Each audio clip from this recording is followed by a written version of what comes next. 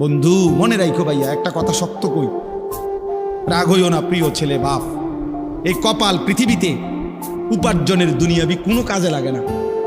এই হাত পাও এগুলা মানুষের অঙ্গ প্রত্যঙ্গ কাজে লাগে বিভিন্ন উপার্জনের কামে। এই কপাল এটা দুনিয়াবি কোনো কামে লাগে না।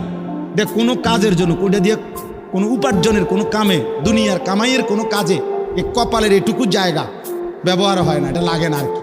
তাই এটা আল্লাহ তাআলা কেন বানাইছেন? খোদার কসম রব্বুল আলামিন এই কপাল শুধুই সেজদার জন্য বানাইছেন, শুধু সেজদার জন্য।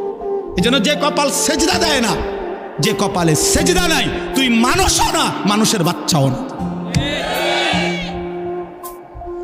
ইনসানের কোনো কাতারে সে পড়ে না, সে কোনো মানুষের কাতারে পড়ে না।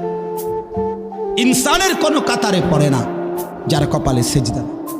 কারণ কপাল বানানোই হয়েছে।